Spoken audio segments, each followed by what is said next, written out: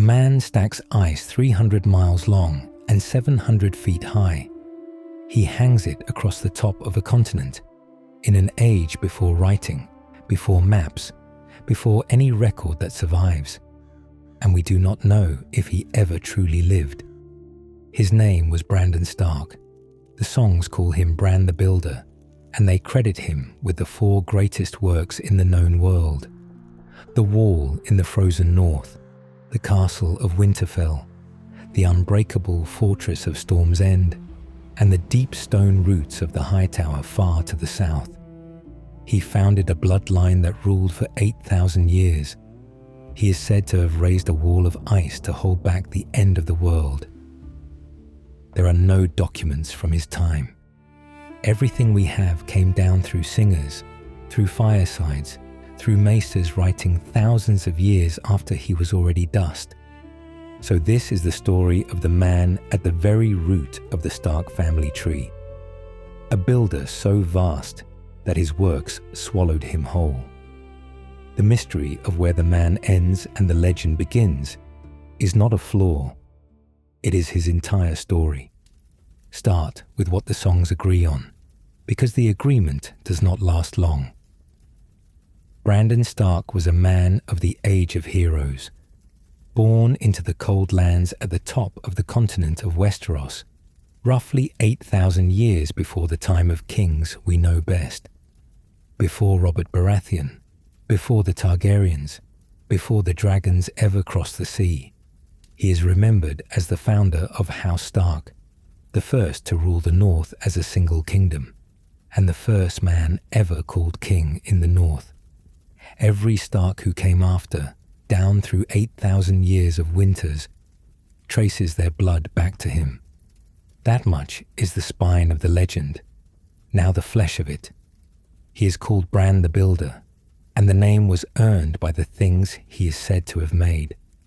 4 works are laid at his feet, and any one of them would be enough to make a man famous for 1,000 years. The first is the Wall, a barrier of ice running across the entire northern edge of the realm, from one sea to the other. By the reckonings that survive, some 300 miles long and 700 feet high. It is the largest structure ever raised by the hand of man in all the known world, and it was built, the stories say, to keep something out. The second is Winterfell, the great castle at the heart of the north, seat of his line, built over hot springs so that warm water runs through its walls and keeps the cold from killing the people inside. It has stood for 8,000 years. The third is Storm's End, far to the south on the coast of the Stormlands. A fortress so perfectly made that the sea and the storms have battered it for ages without ever breaking through. The story goes that Bran designed it for another hero of his age, after every lesser castle on that spot was smashed to rubble. And the fourth, claimed by some and doubted by others, is the Hightower at Old Town, or at least its lower stonework, the broad base on which the great beacon tower of the south was raised. Look at that list on a map, and the problem announces itself at once. The Wall sits at the very top of the continent. Storm's End and Old Town sit near the very bottom, hundreds upon hundreds of miles south, across mountains and rivers and the territories of a dozen ancient peoples. We are asked to believe that one man, in an age with no roads worth the name and no swift way to travel, personally raised wonders at both ends of the world. We will come back to that problem, because it is the key to everything.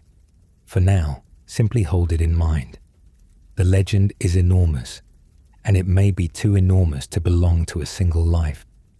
Here is the harder truth, and it has to be said plainly before we go a step further. There are no written records from Bran the Builder's time. None. Writing, as the Maesters know, had not yet come to Westeros when he is supposed to have lived. The first men, his people, carved runes into stone and onto weapons, but they kept no chronicles, no dated histories, no letters. So everything we have about Bran, every detail of the 4 monuments, every line of his story, reached us by 2 long and leaky channels. The first channel is song. For thousands of years, his deeds were sung and spoken aloud, passed from one generation to the next, around fires in the long, dark of northern winters. A story carried that way changes with every mouth it passes through. Names drift, numbers swell. One man's deed becomes another's, and a clever solution becomes a miracle. The second channel is the Maesters, the order of scholars at the Citadel in Old Town, who much later tried to gather these songs and stories and sift the history out of them. But the Maesters came thousands of years after Bran was already legend. They were not recording what they saw. They were recording what people told them had happened in an age none of them could reach. Some of them believed the tales. Some of them sneered at them. A few doubted the whole era ever happened at all. So when we say Bran the Builder did this, or Bran the Builder built that, we are always really saying something more cautious. The songs claim it, and the Maesters wrote the claim down, and we have nothing older to check it against. Most great figures of history come to us as people first. A life with dates and deeds that later grows a legend around it. Bran the Builder comes to us the other way around. He arrives as the legend, fully formed and continent spanning, and we are left digging underneath it to find out whether any single man was ever down there at all. And that is the strange thing we have to accept before we can tell his story properly. Bran the Builder is less a man with a biography than a name attached to everything too great to explain.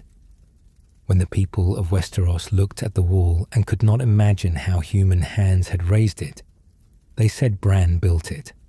When they looked at a castle that storms could not break, or a tower whose foundations were older than memory, they reached for the same name. He became the answer to the question, who could possibly have done this? And the answer was always him, because he was the one whose name had already swallowed the impossible. This does not mean he never lived. Real men stand at the root of most legends, and the Starks are an undeniable fact. A family that ruled the North for 8,000 years had to begin with someone. Somewhere at the bottom of all the song and all the swelling and all the Maesters' arguments, there may well have been a man named Brandon Stark who did something so remarkable that his people never stopped talking about it. But the man and the monument have grown into each other so completely that you can no longer pull them apart cleanly. To tell the story of Bran the Builder honestly is to tell 2 stories at once. The story the songs insist on, and the quieter, harder question of how much of it could ever have been true. That is the work ahead of us. We will walk through the world he was born into, the catastrophe that defined him, and each of the 4 wonders in turn. We will weigh the impossible lifespan, the contradictions, and the doubts the Maesters themselves raised. And we will follow his shadow all the way down into the present day, where the things he is said to have built still stand on the front line of the world. To understand the man, you have to stand in his world for a moment. And the world Bran was born into already had a long and bloody history behind it. The story begins with the first men. They came to Westeros from the east, out of the lands now called Essos, crossing a land bridge that once connected the 2 continents, a narrow arm of stone and earth reaching down toward what is now dawn. They came in their thousands with bronze weapons and horses, and they did not come to an empty country. The land was already held. Its people were the children of the forest, a small, secretive race, older than men, who lived among the trees and worshipped the trees, and who carved faces into the white weirwoods that grew across the whole continent. With them lived the giants in the cold north, and other things besides. None of them had ever seen a man before. What followed was a long war, and it was not a gentle one. The first men cleared the forests for fields and cut down the weirwoods, and the children fought back with the only weapons they had. Their knowledge of the land and a magic the first men could not match. The fighting went on for generations. By the time it ended, neither side could destroy the other, so they made peace instead. The legend calls it the Pact, and it was sealed on a small island in the middle of a great lake at the center of the continent, the Isle of Faces. The two peoples met there and agreed how the land would be divided, the open country for men, the deep forest for the children, and the weirwoods left standing forever under the protection of both. To mark the bargain, the children are said to have carved a face into every weirwood on the island, so the old gods themselves would witness the oath. The grove they made is said to stand there still. That pact opened an age of peace that lasted thousands of years, and it is in that age, long after the war, long after the bargain, that Bran the Builder belongs. This was the Age of Heroes. The name deserves honesty because it is doing a lot of work. The Age of Heroes is not a date on a calendar. It is a vast, hazy stretch of legendary time, thousands of years long, into which the songs have poured nearly every founding story the people of Westeros tell about themselves. It is the age when the great houses of the realm say they began, and it is populated not by ordinary lords, but by figures drawn larger than life. Men and women remembered for one enormous deed and very little else. Consider the company Bran keeps in those songs. There is Garth Greenhand, said to be the first of the first men, or close to it, a fertility figure who walked the land making crops spring up wherever he passed, and from whom half the noble houses of the south claim descent. There is Lan the Clever, who is said to have swindled the great castle of Casterly Rock away from the family that held it by wit alone, without ever drawing a sword, the founder the Lannisters trace their gold and their cunning back to. There is Durin Godsgrief, a man who is said to have loved a daughter of the gods and gone to war with the heavens themselves over her, which is a story we will return to, because it tangles directly with Bran's own. These are the heroes of the Age of Heroes, and the thing to understand is that Bran the Builder is not a different kind of figure from them. He stands in exactly that class of larger-than-life founders, each one credited with a deed too clean and too complete to be wholly believed, each one stamped at the root of a family or a kingdom that needed a beginning grand enough to be proud of. So the world Bran was born into was not a kingdom and not an empire. It was a patchwork. The first men had spread across the whole of Westeros, but they had not united it. They lived under dozens of petty kings, small rulers, each holding a stretch of land, a few rivers, a cluster of hills, a stone keep, and the men who owed it loyalty. There was no single realm of the north. There was no Winterfell yet, no king in the north, no House Stark. The land that would one day be ruled from Bran's castle was, in his early life, simply ground, held in pieces by a scatter of chieftains and minor kings who warred and married and feuded among themselves the way such men always have. It was also, by now, a land of the old gods. This is one of the deepest consequences of the pact, and it matters for everything that comes after. The first men had arrived as the enemies of the weirwoods, cutting them down by the thousand. But over the long centuries of peace, they did something remarkable. They took up the religion of the people they had fought. They adopted the old gods, the nameless gods of the forest and the stream and the stone. They began to keep the weirwoods rather than fell them, to carve faces in their own godswoods, to swear their oaths before the trees. The conquerors became worshippers at the conquered's altar. By Bran's time, the faith of the children of the forest had become the faith of men in the north, and it has stayed that way for 8,000 years since.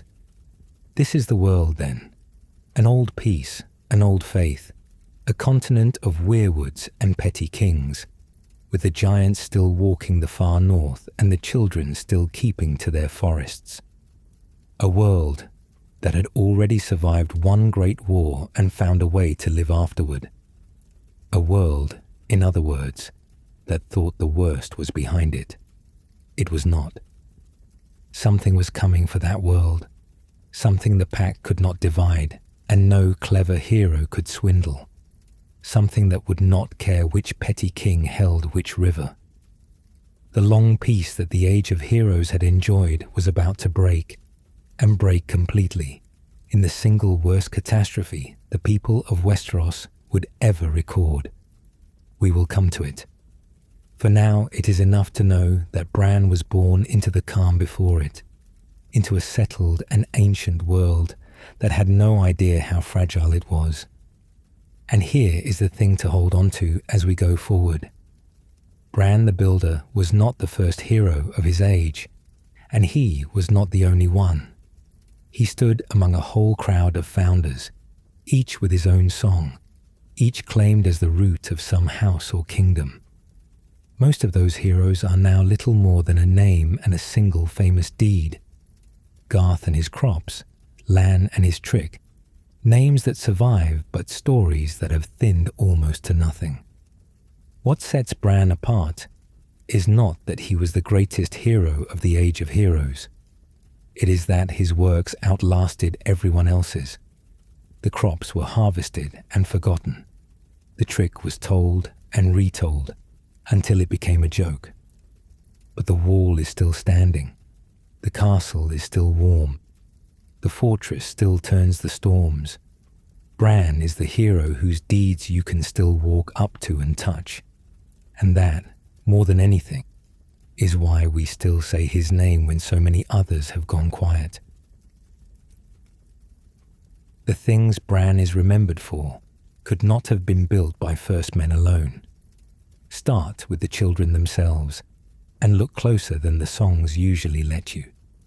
They were small, smaller than men, lithe and quick, with skin the brown of bark and eyes large and golden. The Maesters who tried to describe them centuries later called them more beautiful than the singers admit, and stranger than the singers understood. They built almost nothing of stone. They wore no armor and forged no iron. To a first man with a bronze sword, they would have looked like easy prey. They were not. What the children lacked in size and steel, they made up for in something the first men had no answer to at all. The children had magic, real magic, in a world where most magic is rumor. The greatest of their wise ones were called greenseers. A greenseer could see through the eyes of the weirwoods. And because the children had carved faces into weirwoods across the whole of Westeros, that meant a greenseer could see across vast distances, into far-off places, and even, it was said, into the past and the days to come. The weirwoods were not just holy trees to them. They were a network, a way of watching and remembering that spanned the continent. The faces carved into the white bark were eyes, and behind those eyes sat the children, watching the world of men. There is more, and it is darker. The children are said to have had a hand in shaping the land itself. The most famous claim is the breaking of the Arm of Dawn, the land bridge the first men had crossed to reach Westeros. The legend holds that the children, desperate to stop more men from pouring across, gathered their green seers and their wise ones and worked a great magic that shattered the arm and let the sea swallow it, turning a road into a scatter of islands. Whether they truly did it, or whether the sea simply rose and the children took the credit, The story tells you what people believed the children were capable of. These were not woodland spirits. These were a people who, in the old tales, could move the bones of the world. Alongside them in the far north lived the giants. They were no fairy tale either. The accounts make them real and grim, twice the height of a man, shaggy and immensely strong, riding mammoths through the cold and keeping to the lands beyond. They had no love of men and no great quarrel with them. They simply lived apart, in the places too hard and too cold for smaller folk. But they were strong beyond anything human, and strength on that scale, in an age of building, is its own kind of magic. Now hold those two things together, the children with their green seers and their land-shaping magic, and the giants with their impossible strength, and remember the world Bran inherited. Because of the pact, men and children were no longer enemies. They were neighbors. In the north especially, where men had taken up the old gods and kept the weirwoods, the two peoples lived closer than anywhere else on the continent. A first man of the north prayed at the same trees the children had carved.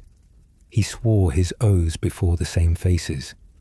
The faith that bound them was, at its root, the children's own. This is the inheritance. Not gold, not land, not a crown. An alliance, and access to powers that did not belong to mankind. And here is why it matters for everything that follows. Every great work credited to Bran the Builder has, woven through its legend, the help of these older races. The wall, the songs say, was not raised by men piling ice. It was raised with the labor of giants, who could lift and set blocks no team of men could move. And it was bound together with spells set into the ice by the children of the forest. Wards meant to hold back the very thing the war had been fought against. Winterfell's deepest stones and oldest secrets are tangled, in some tellings, with the same old magic. Wherever Bran's name appears beside something too large or too strange for ordinary men to have made, the children and the giants are somewhere in the story, lending their hands. This is the part of the legend most easily forgotten, because the name we use, Bran the Builder, puts one man at the center and pushes everyone else to the edges. But the man at the center of those songs did not work alone, and he did not work with men alone. He stood at a hinge in history, late enough that men and children were allies rather than enemies, and early enough that the children's magic and the giant's strength were still in the world to be called upon. A Stark born a few thousand years later would have had no such allies. The children would be all but gone, the giants dwindling toward extinction, the old magic fading out of the world.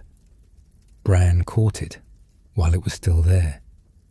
That is worth sitting with, because it changes how you read the man.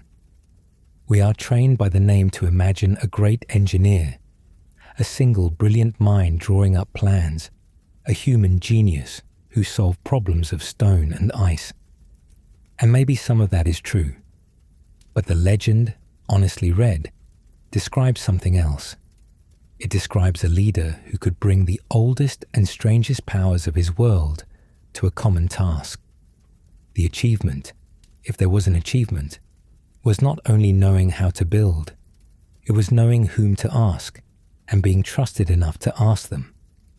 There is a deeper irony buried here, and the saga itself will eventually turn on it.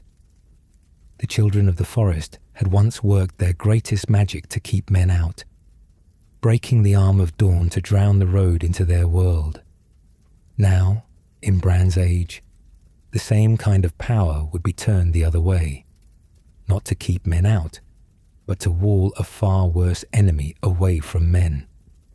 The magic that had once been aimed at mankind would be spent in the end, in mankind's defense.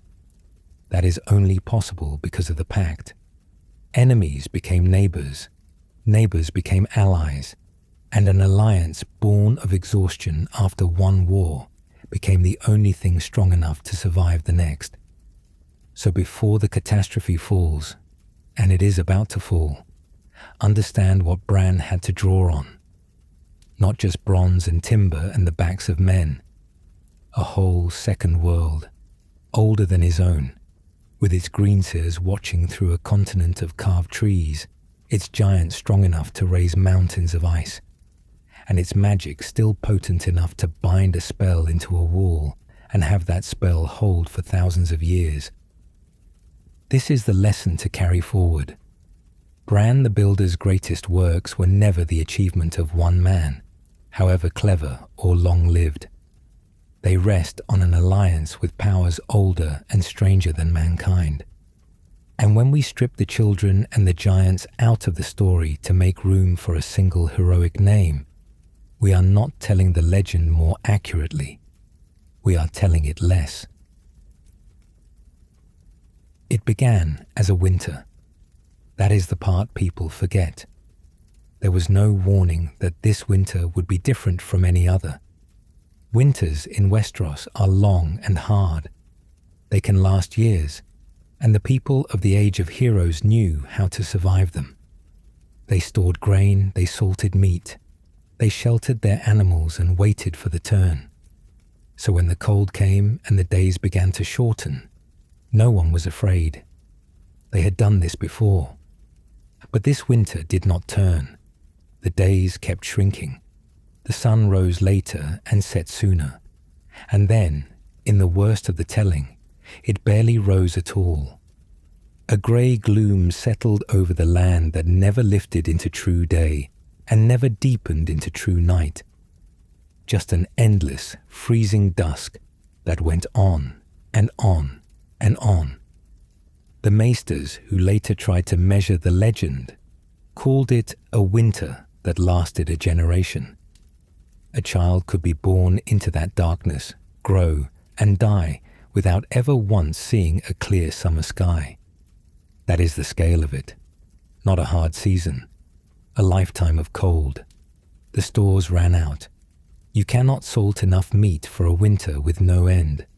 The grain went, and then the animals went, and then people began to starve in the dark. Fires burned down to nothing because there was only so much wood, and the cold pressed in from every side, patient and total.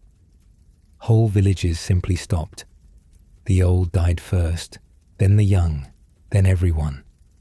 The songs say mothers smothered their own children, rather than watch them freeze, and that the living envied the dead. Strip the poetry away, and what remains is plain and terrible.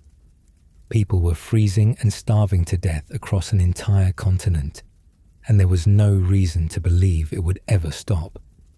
That alone would have been catastrophe enough. A winter that long would have ended the Age of Heroes on its own, with no enemy at all.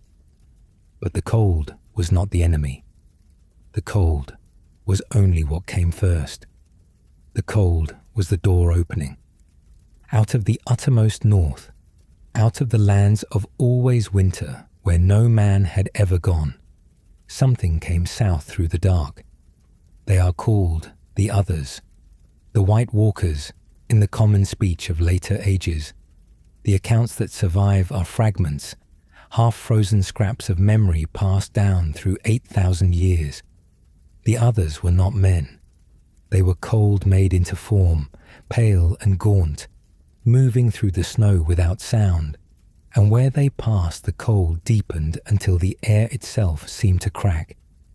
They carried thin swords that no fire could warm, blades so cold they shattered ordinary steel on contact. They rode the corpses of dead horses, and they hunted the living through the long dark for sport and for slaughter. And they did the one thing that turned a war into a nightmare without bottom. They raised the dead. Every man, woman, and child the Others killed rose again in their service. Pale things with eyes like blue stars, cold and tireless, feeling nothing, stopping for nothing. The Whites, these were called. This is what made the enemy unbeatable by ordinary means. Kill a man in an ordinary war and you have one less enemy. Kill a man in this war, or simply let him fall to the cold, and you have given the enemy one more soldier. Every loss made the enemy stronger. Every village that froze in the dark became a village of the dead marching south behind the things that had killed it. Now set this against the world the earlier sections described.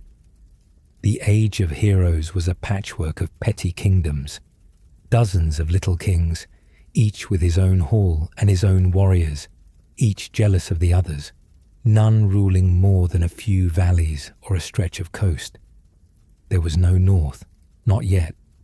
There was no single realm to organize a defense, no great alliance, no one in command.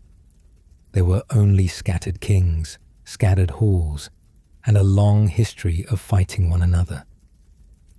Against the long night, that whole arrangement collapsed. A petty king with a few hundred spearmen could do nothing against an enemy that grew with every death, that could not be starved or outweighted, that came in the dark and left the dead walking behind it. One by one, the little kingdoms went silent. Halls that had stood for centuries were overrun. The bronze swords of the first men, the same swords that had won them a continent from the children of the forest, were useless. They shattered on the others' blades and did nothing to the cold dead at all. The heroes of the age, the line of larger-than-life founders Bran belonged to, found that everything they knew about war had become worthless overnight. You cannot duel an avalanche. You cannot challenge the cold to single combat. This is the turning point, and it is the most important one in the whole story. Before the long night, the world was a place of squabbling heroes competing for glory and land. A hard world, but a human one, where the stakes were a crown or a feud or a stretch of good earth. After the long night fell, none of that mattered. Whatever Bran was, he was forged in this. The generation that produced him was a generation watching the end of the world come down out of the north, watching the sun fail and the dead rise and kingdom after kingdom go dark. Everything he is remembered for, the wall, the watch, the fortress in the cold, the long memory carved into stone. Every piece of it carries the mark of this catastrophe. He did not build out of ambition. He built out of terror and out of having seen what waited if men failed. That is the insight to carry forward. Bran the Builder is not a man of the age of heroes' bright morning. He is a man of its longest night. The things he made were answers to the worst thing that ever happened, shaped by people who had watched the cold take everyone they knew and were determined that it would never happen again. You cannot understand the wall as the work of a clever engineer in peacetime. You can only understand it as the work of someone who had stood in the dark and seen the dead marching. A man that survived to make sure the door that had opened would never open again. But survival had to come first. Before anything could be built, the long night had to be ended. And the ending of it is the strangest, most contested, most desperate chapter in the whole legend. The war for the dawn. Out of that endless dark comes the strangest story in the whole legend, and one of the most beloved. It is the story of the last hero. The accounts agree on the bones of it, even when they disagree on everything else. When the petty kingdoms had fallen, when the bronze swords had failed and the dead outnumbered the living, one man set out to do something no king had thought to try. He went looking for the children of the forest. Remember who the children were. Earlier in this story, they were the old race of Westeros, small, secretive, makers of the carved weirwood faces, keepers of a magic older than men. The first men had warred with them, then made peace with them, then learned their gods. By the time of the long night, Most men had half forgotten the children were even real. They had retreated into the deep woods and the hidden places, and the world had moved on without them. But the last hero remembered. He reasoned, the songs say, that if any power on earth could stand against the dead, it would be the oldest power there was. So he gathered 12 companions, a sword, a horse, and a dog, and he walked into the frozen wild to find a people most men no longer believed in. It went badly. This is the part of the tale that does not flinch. One by one, the cold took everything from him. His horse died. His companions died. His sword. And here is a detail worth holding on to. His sword froze and shattered, the same fate that met every blade of ordinary steel in that war. The others themselves hunted him through the snow, knowing what he was searching for and meaning to stop him. By the end, he was alone, weaponless, hunted, walking through a dead world looking for a door that might not exist. And then the legend simply breaks off. This is one of the great frustrations and one of the great honesties of the whole record. The oldest surviving version of the story of the last hero ends mid-sentence. The text is lost, the rest worn away by the thousands of years between his age and the men who finally wrote it down. We are told he found the children, or was found by them. We are told that what they gave him, or did with him, turned the tide. But the actual moment of rescue, the thing he learned, the bargain he struck, that is gone. The single most important event in the history of the world reaches us as a story with its last page torn out.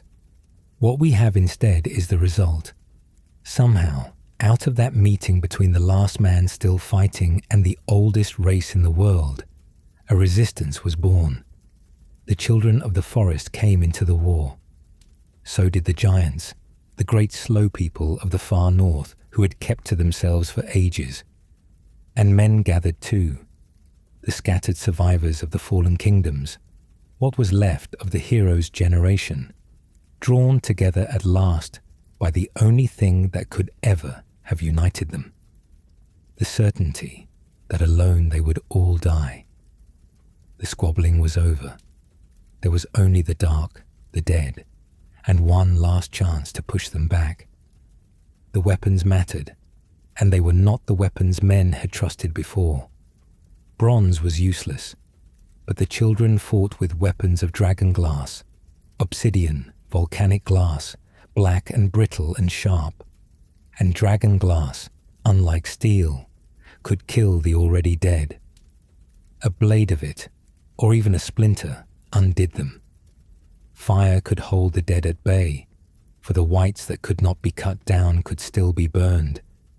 And woven through all of it was the magic of the children, the old power the last hero had gone into the dark to find.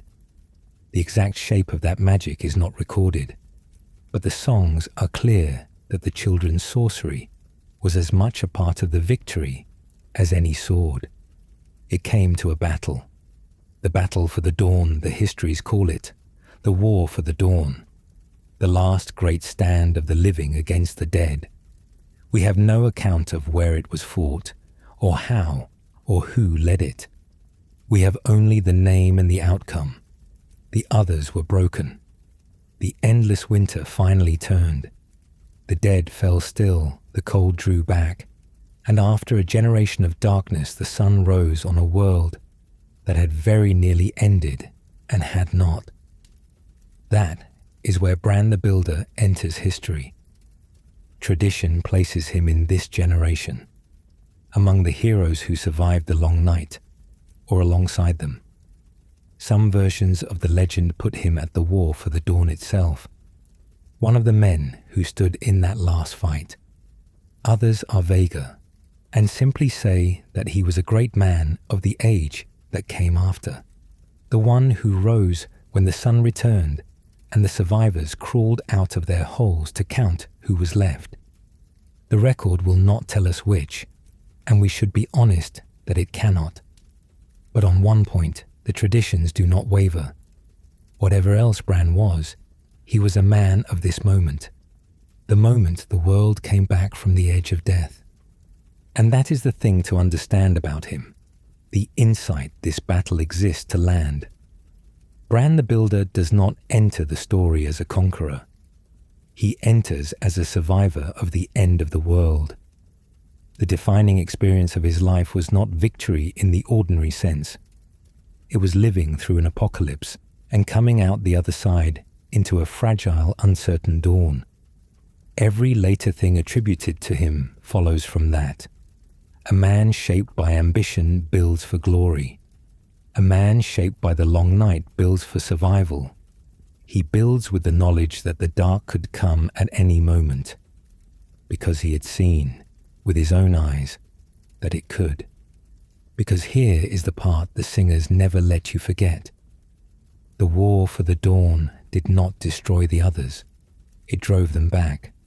They were beaten, broken, pushed north into the lands of always winter, where they had come from.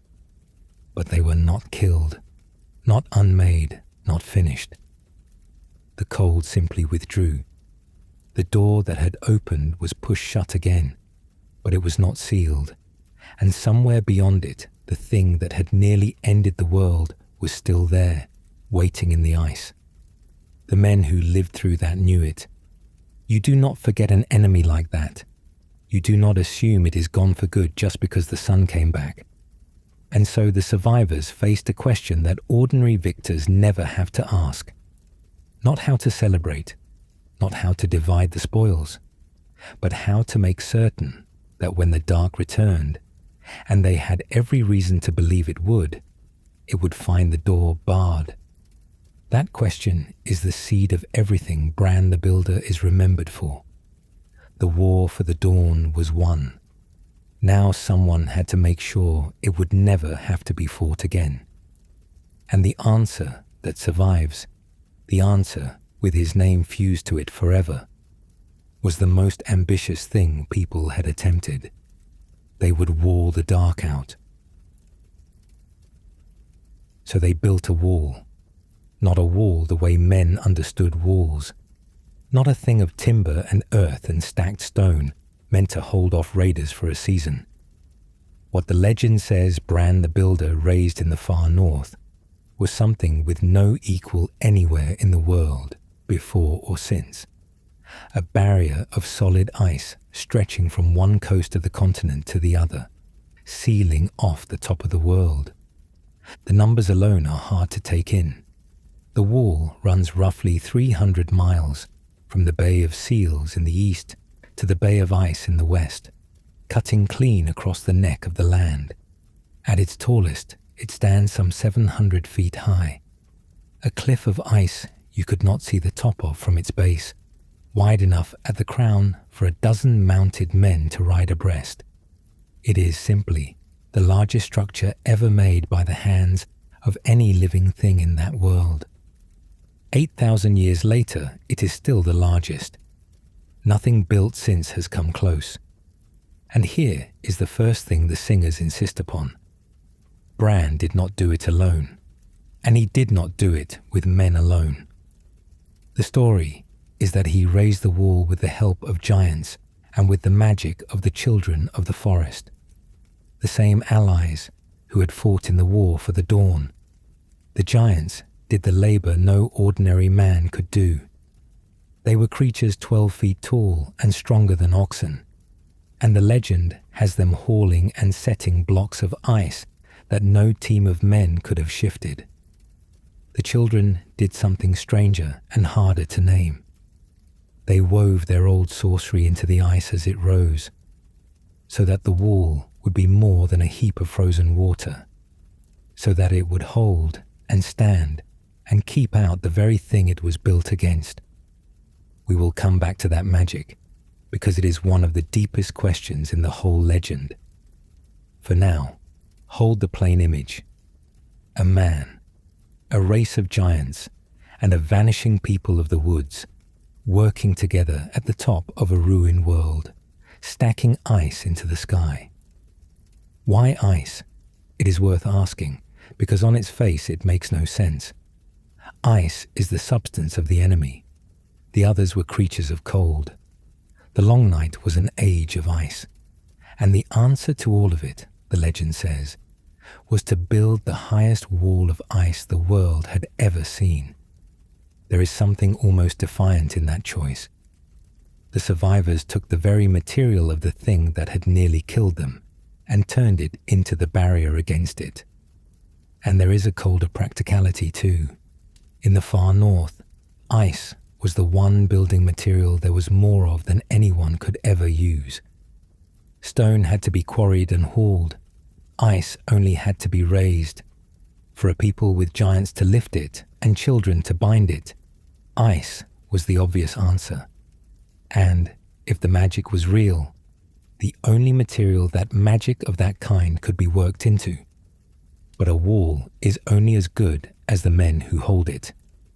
This is the hard truth of every fortification ever built, and the people who lived through the long night understood it better than anyone. A barrier with no one standing on it is just a thing waiting to be climbed or gone around, or simply forgotten until the day it fails. So the second great work of this moment was not made of ice at all. It was made of men. They founded the Night's Watch, an order sworn to hold the wall forever. The brothers of the Watch took no wives and held no lands and fathered no children. They claimed no crowns and took no sides in the quarrels of kings. They existed for one purpose only, which was to stand watch on that ice and keep the realms of men safe from whatever waited in the north. Their vow, the words they still spoke 8,000 years later, fixed them to that single duty until death. The watch was the living half of Bran's barrier. The wall was the body. The watch was the will that kept it from being just a dead heap of cold. And to house that order, the legend gives Bran one more building. The first castle of the Night's Watch was the Night Fort, the oldest and in time, the largest of the strongholds along the wall. It is the most heavily tangled in dark stories, the fortification the Watch finally abandoned for reasons the histories only half explain. But in the beginning, it was simply the seat of the thing Bran had founded, the first hearth of the men who would hold his ice forever. By tradition, the Night Fort stood for centuries before any of the other castles were raised beside it. It was where the Watch began. Now stand back and look at what we have discussed, because this is the turning point in the whole story of the man. Before the wall, Bran the Builder is just a name among the heroes of his age. One survivor among others, distinguished by nothing the record can point to. After the wall, he is something no one else in the history of his world ever became. He is the man who drew the line. The entire realm of men, everything south of that ice, lived behind a boundary he was said to have raised. Every king who came after, every castle, every harvest, every child born in the long thaw, all of it sat behind Bran's wall, protected by an order Bran was said to have founded. From that moment, his name was fused to the ice itself, and it has never come unstuck. You cannot speak of the wall without speaking of him. That is a kind of immortality very few men in any story reach. The wall is usually described as a fortification, and it is. Yet that word is too small for what it actually was. A fortification defends something you can see, a city, a border, a road. The wall defends against something most of the people behind it would never see in their lives, and within a few generations would scarcely believe in. Think about what that means.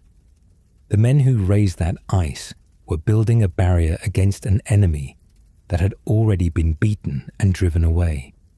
They could have rested. They could have rebuilt their halls and their fields and told themselves the dark was over, the way survivors always want to. Instead, they spent the strength of a generation and the labor of giants, and the last magic of a dying race, raising the most enormous structure in the world against a danger that was, for the moment, gone. They did it because they had seen it. That is the whole of it. They had lived through the long night, and they knew, in a way no later age could ever quite know, that the thing in the north was not destroyed, only sent back, so the wall was never really meant for them. It was meant for the people who would come after, the ones who would forget, the ones who would laugh at the old stories and call the others a tale to frighten children. The wall was a message from a generation that had survived the end of the world to all the generations that would have the luxury of doubting it ever happened. It said, "We saw what comes when the dark returns, and we built this so that you would not have to." That is the truest thing about Bran the Builder's greatest work. It was a promise to a future he would never see. A wall built by people who had looked into the dark for people who never would, so that when the night came again, the door would already be barred. And whether or not one man named Brandon Stark truly raised a single block of that ice, the idea behind it is unmistakable. It is the idea of a man who had learned, the hardest way there is, that the worst thing in the world does not stay gone just because you want it to. Here is a question worth pondering. Is the wall alive? Not alive in a traditional sense, but woven through, wrapped with old spells, set against the dead and the things that command them, so that the ice does work no ordinary ice could do. This is the belief that has clung to the wall for as long as men have spoken of it. The children of the forest did not simply help stack the blocks. They sang their magic into the rising ice, and that magic is still in there holding 8,000 years on. I should say plainly where this part of the story comes from. Almost everything else about Bran reaches us through songs and through Maesters writing long after. But the claim that the wall is magic does not rest only on ancient legend. It rests in large part on what people in the present of the saga say they feel when they stand near it. Observations made thousands of years after Bran by people who never knew him.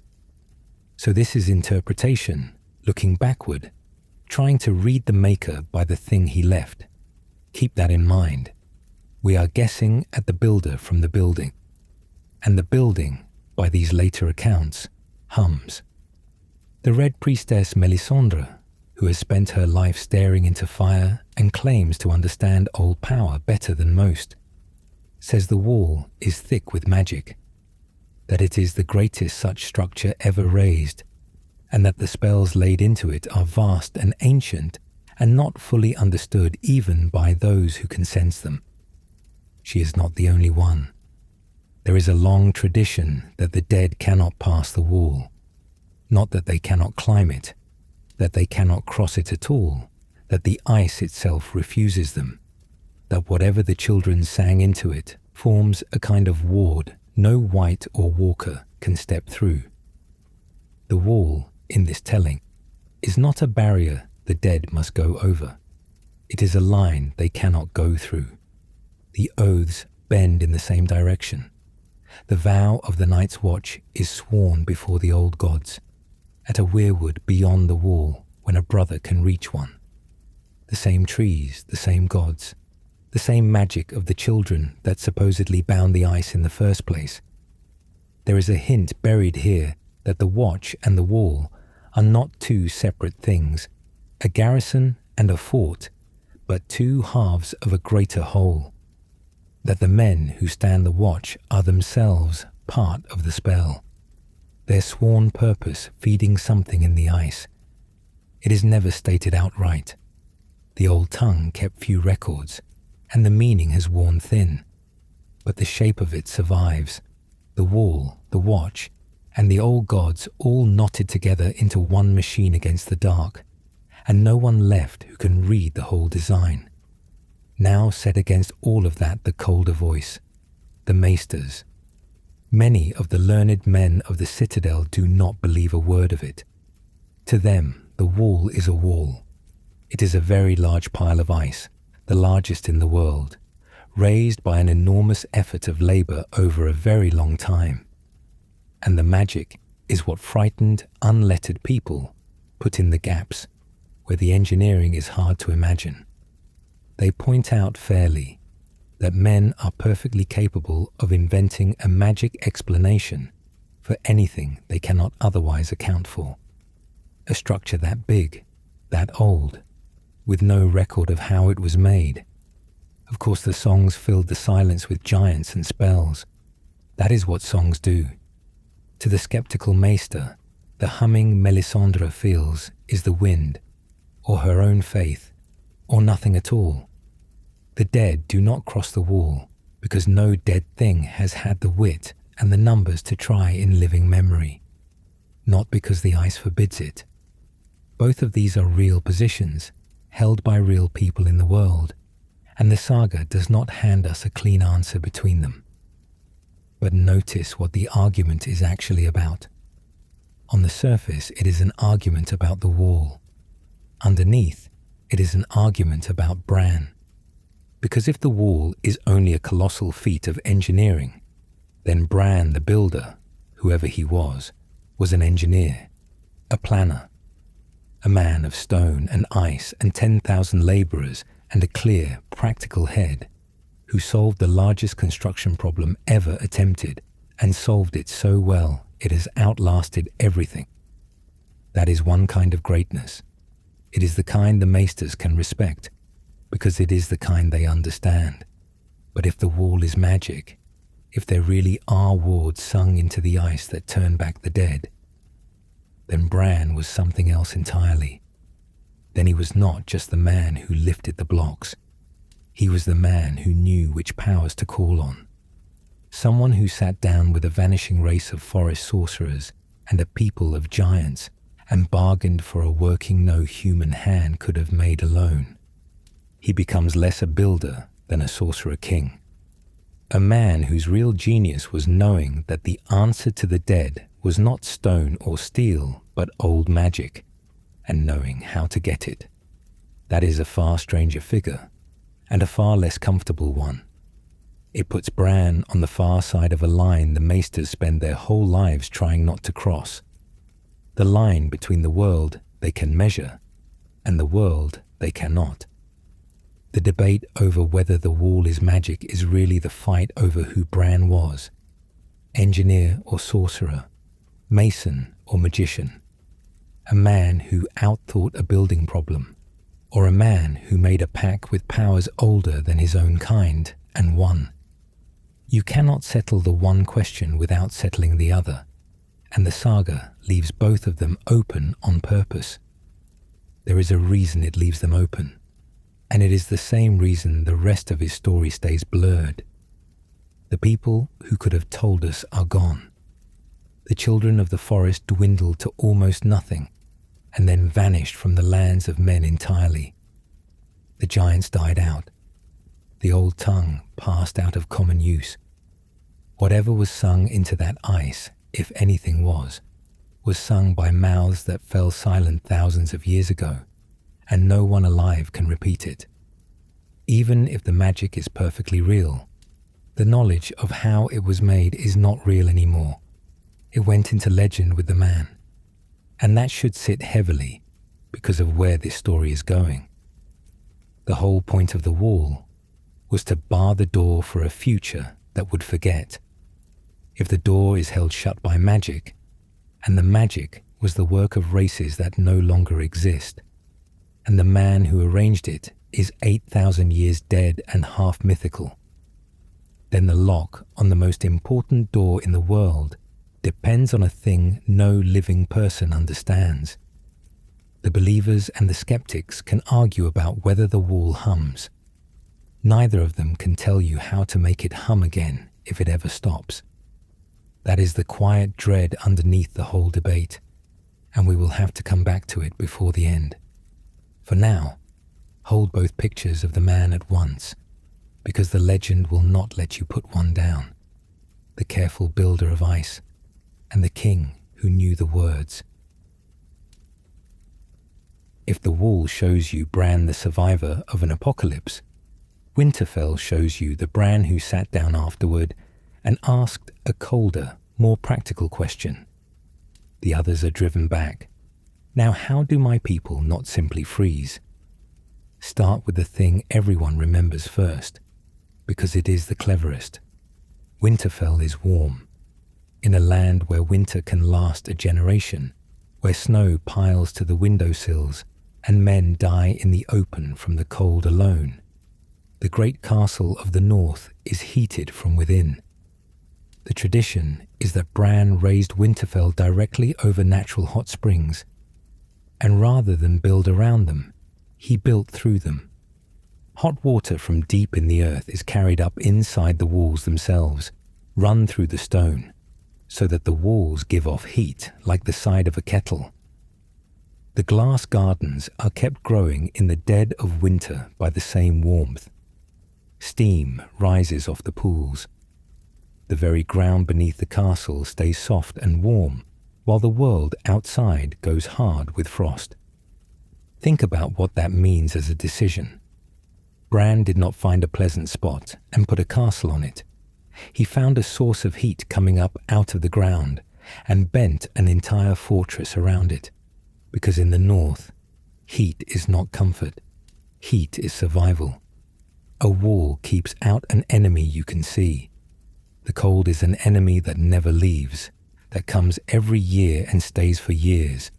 And Bran built a home that fights it without a single soldier lifting a hand.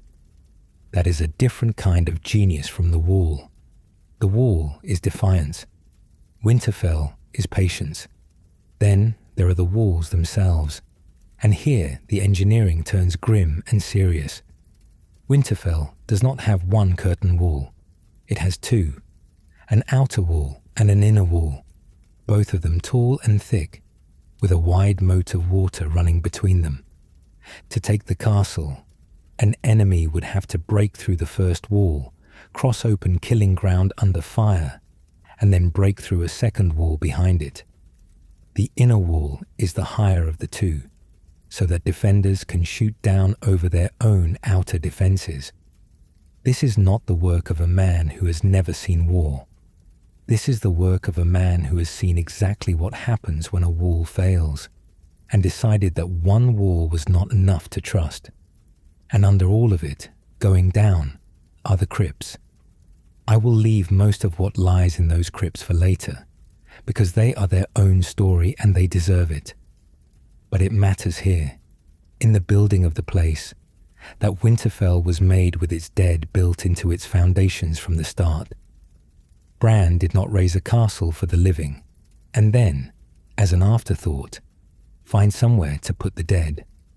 The crypts go down beneath the oldest part of the castle, deep and dark and cold, and the tradition holds that they are as old as Winterfell itself, that the first stones of the family's tomb were laid by the same hands or in the same age as the first stones of the keep, a home for the living above and a home for the dead directly below it, all one structure. The Starks were never meant to leave Winterfell, not even when they died. The whole place has the feel of something thought through to the end.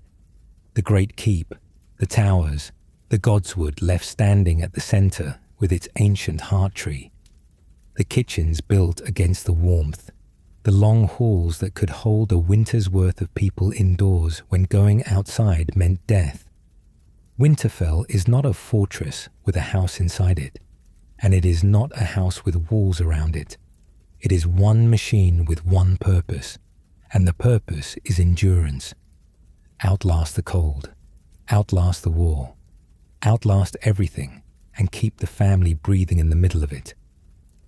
Up to now, in every version of the tale, Bran has been a hero in motion, a survivor of the long night, a man who went and found the children, or fought in the war for the dawn, or raised a wall at the top of the world the wandering kind of greatness, the kind that goes toward the trouble.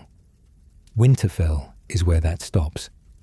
Winterfell is where Bran the Builder puts down roots, literally lays them in stone, and stops being a hero who travels to where he is needed and becomes the founder of a dynasty that stays in one place. He picks a spot in the center of the north and says, in effect, "This is where my line will live, rule, die, and be buried. Everything that comes after, the kings of winter, the thousands of years of stark rule, the whole identity of the north, radiates outward from that one decision and that one set of walls." And here is the thing worth saying plainly. We are used to measuring Bran by the wall, because the wall is the biggest thing anyone ever built, and it has the apocalypse attached to it. But the wall, for all its size, only ever had to do one job, and only when the dead came. Winterfell had to do its job every single day for 8,000 years, every winter, every siege, every birth and death of the family that lived inside it. It is the less spectacular monument, and it may be the more impressive one, because a thing that saves the world once is remembered forever. But a thing that quietly keeps a family alive for 80 centuries is a far harder thing to build. Winterfell is Bran's quieter masterpiece, not a wall flung up against monsters in the dark, but a home engineered against the slow, patient enemy that the North can never be rid of. The wall was built to stop the dead. Winterfell was built to keep the living going long after he himself was gone. And of the two, it is Winterfell that did the longer, steadier work, warming its halls and guarding its dead, and standing in the heart of the North through war and winter and the rise and fall of everything around it. There is, of course, the same shadow over this as over everything else. We do not truly know that one man designed those double walls and ran that hot water through the stone. The same problem that haunts the wall haunts the castle.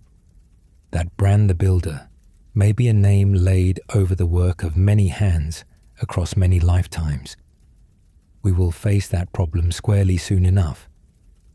But stand in the warm halls of Winterfell, in a land where the warmth itself is a kind of miracle, and you can feel why the people of the North never wanted to give the credit to anyone smaller than a legend. Something kept them alive down here in the cold for longer than most civilizations last. They called that something Bran. Go down beneath the oldest part of the castle, past the kitchens and the warm halls, and the stairs keep going. They go down into cold and dark, into a long stone vault that runs under Winterfell, like a second castle buried beneath the first. This is where the Starks put their dead, not in a churchyard, not in a tomb out in the fields, but directly beneath the floor they walked on every day. The living above, the dead below, in the same building. And the dead are not hidden away. They are seated. The custom is the strangest thing about the place, and the most telling. The kings of winter, and after them the lords of Winterfell, were carved in stone after they died. A statue made in the likeness of the man, set in a niche above his tomb. The figure sits, and across its lap lies a long iron sword. The swords are not decoration. The old belief is that the iron holds the dead Stark in his grave, keeps his spirit bound to the stone, and stops it from rising and wandering the halls above. Over the centuries, the iron rusts and the blades crumble away, and the men of Winterfell replace them, because to leave a Stark without his iron is to leave the door of his tomb unlatched. Whether anyone ever truly believed a vengeful spirit would walk if the sword decayed, or whether it was simply a thing that was always done, the practice survived for thousands of years. The dead were not just buried, they were guarded, and they were kept. Tradition holds that the crypts begin with Bran himself, Some say he is the first king laid to rest down there, the foundation of the line in death as much as in life, with the long row of his descendants reaching away from him into the dark. Others place the start with the early kings of winter who followed him. Either way, the crypts are understood to be as old as the castle, raised by the same hands or in the same age. And the deepest, oldest parts of them are the ones nearest to Bran's beginning. Walk inward and downward, and you walk backward through 8,000 years of Starks, the carvings growing rougher and stranger the further you go, until you reach the figures so old that no one alive can say for certain whose faces they were meant to be. There is a quiet argument folded into all of this, and it is the same argument that follows Bran everywhere. Is he actually down there? Some say his bones lie in the deepest crypt, the first stone king at the root of the whole vault, but a man credited with raising castles from the far south to the top of the world, a man some accounts have living for an impossible span of years. Where do you bury someone like that? If Bran the Builder is half legend, then his grave is half legend too. A figure that large does not fit neatly into one cold niche under one castle. We will come to the problem of his lifespan directly, because it sits underneath every claim made about him. For now, it is enough to notice that even the Starks themselves seem unsure whether their founder rests beneath their feet, or somewhere out in the fog of the Age of Heroes, too vast to be contained by any single tomb. Above the crypts, out in the open air at the heart of the castle, stands the other half of Bran's religion, the Godswood. This is not a thing he built, it is a thing he kept. At the centre of Winterfell, Bran left a stretch of old forest standing, 3 acres of ancient trees never cut, never cleared, and at the centre of that stands a heart tree, a weirwood with pale bark and dark red leaves, and a face carved into its trunk. The face weeps red sap from its eyes. The first men carved those faces long before Bran's time, and the old belief is that the old gods watch through them, that the weirwoods see and remember everything that happens beneath their branches. This is the same worship the first men took up after the pact, the faith they shared with the children of the forest. And here is what matters about Winterfell's Godswood. Down south, over the long centuries, men cut their weirwoods down. New gods came, new faiths, and the old white trees with the watching faces were felled until almost none were left below the neck. But in the north, the old gods held. The Starks kept their heart tree standing through everything. When a Stark prays, he prays in the Godswood, before that carved face, to gods with no books and no temples and no priests, gods that are simply the trees and the memories they hold. So look at what Bran actually placed at the centre of his castle. Not a throne room, not a hall of glory. He put the dead directly below and the old gods directly above. The crypts and the heart tree stacked through the middle of Winterfell like a spine. Every Stark born in that castle grows up walking over their buried ancestors and praying beneath a tree that supposedly remembers them all. The whole structure is built to make forgetting impossible. Bran did not only build a castle, he built a way of remembering. The crypts keep the dead Starks close, seated in stone with iron across their laps, so that no generation ever quite leaves the family. The Godswood keeps the old gods close, the faith of the first men preserved in the north long after the rest of the continent abandoned it. Together, they make Winterfell into something more than a fortress. They make it a place where the family is taught, from birth, who it is and where it came from, and what it owes the ones who went before. You can see the effect of it everywhere in the Starks who come after. They are a house obsessed with memory, with duty to the dead, with the old gods and the old ways, with the words and the trees and the bones beneath their feet. None of that is an accident. It was engineered into the stone at the founding, the same way the hot water was run through the walls. Bran ran something else through Winterfell besides heat. He ran continuity through it. A thread connecting every living Stark back through the long, dark crypt to the figure at the very bottom. Whether that figure is truly him, or only the idea of him. And maybe that is the most Bran-like thing of all. The wall keeps out the dead. The castle keeps in the warmth. But the crypts and the godswood keep something harder to hold than either. They keep the past alive in the minds of the living. A man who wanted to be remembered could not have built a better machine for it. 8,000 years on, the Starks still bury their dead in the dark beneath him, still set the iron across their laps, still pray before the weeping tree. He built them a castle to live in. He also built them a reason never to forget the name of the one who built it. Everything so far has been a story of the North. The wall at the top of the world, and Winterfell in the cold heart of it. That is where Bran belongs. That is where his name makes sense. But the legend does not stay in the North. It travels. And the first place it travels is about as far south as you can go on the eastern coast, to a castle that faces the worst weather in the known world. To understand why Bran's name turns up there, you have to start with a different hero entirely. His name was Durin, and the songs call him Durin God's Grief, the man who grieved the gods, or made them grieve. He was a Storm King, lord of the windswept coast, where the land meets Shipbreaker Bay, in the same age of heroes that produced Bran.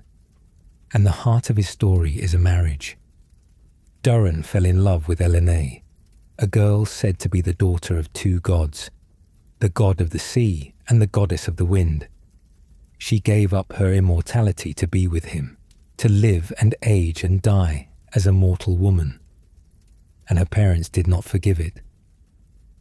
On the night of the wedding, the sea god and the wind goddess sent a storm up out of the bay to destroy everything Durin had. The wind tore the roofs from his halls. The sea came over the walls. The storm killed his wedding guests, his brothers, his friends, and left him standing alone in the wreckage with Elenay in his arms. And Durin did not weep and submit. He declared war on the gods themselves. He swore he would hold that ground no matter what they sent against him. So he built a castle, and the gods smashed it. He built another, and the sea and the wind threw it down again. By the songs, he raised 6 castles on that spot, each one stronger than the last, and one after another the storms came up off the bay and broke them apart. Durin kept building, and the gods kept tearing it down, and the bodies and the ruin piled up on that headland for years. It was the 7th castle that finally stood. And here is where Bran enters a story that began with another man entirely. One version of the legend says that the boy who designed a fortress the gods could not break was a young Bran the Builder. In this telling, Bran was a child when Durin's struggle was at its worst, and it was his understanding of stone and wind and weight that produced the design that held. The walls were raised thick and round, with no flat face for the wind to push against, and no corner for the sea to work loose. The stone was set so close and so deep that no storm could find a seam in it. Some say the rubble and the broken stones of all the earlier castles were swallowed into the foundation, so that the 7th fortress stood on the bones of the 6 that failed. Whatever the method, it worked. The gods sent their worst, and the castle did not fall. They named it Storm's End, because that is what its walls did to the storms. Now look at what this story suggests. Both Durin and Bran the Builder lived in the era of heroes, but the same accounts that make Bran the architect of Storm's End also make him the builder of Winterfell, 2,000 miles to the north, and the raiser of the wall hundreds of miles north of that, and, as we will come to, the engineer of the Hightower at Old Town, far to the southwest. These are not neighbouring tasks. They are scattered across an entire continent, in an age with no roads worth the name and no way to cross those distances quickly. You can try to make it fit. Maybe a young Bran travelled south, learned his craft on Durran's headland, and carried it home to build his own works. It is a tidy story, and tidy stories about the Age of Heroes should always make you suspicious. Because there is a simpler explanation. The reason Bran's name is attached to Storm's End is not necessarily that he built it. It is that Storm's End is a wonder, an impossible thing that should not stand and does. And Bran the Builder is the name people reach for when they need to explain a wonder. This is the moment the pattern becomes impossible to ignore. Up at the wall and at Winterfell, the legend at least stays in one region, one life, one plausible career. A man founds a kingdom, builds its castle, raises a wall to defend it. You can picture that man. But the instant the same builder is credited with a fortress on the far side of the world, raised for a different hero in a different kingdom, the story stops behaving like a biography. A real person cannot be in two corners of a continent founding two separate legends at the same time. A story can, a name can, and Bran the Builder had become exactly the kind of name that travels. A folk explanation that could be carried south by singers and pinned onto any great old stone whose true maker had been forgotten. That is the insight, and it is the turning point of this whole account. Up to now, we have been able to read Bran as a person, more or less. A founder, a survivor, a man who built a castle and a wall. The moment he is credited with Storm's End, that reading breaks. This is where Bran stops being one man with a remarkable life and starts being a story people tell about greatness itself. When a builder appears in a hero's tale 1,000 miles from where he supposedly lived, doing the one impossible thing the tale requires, he is not a witness to history.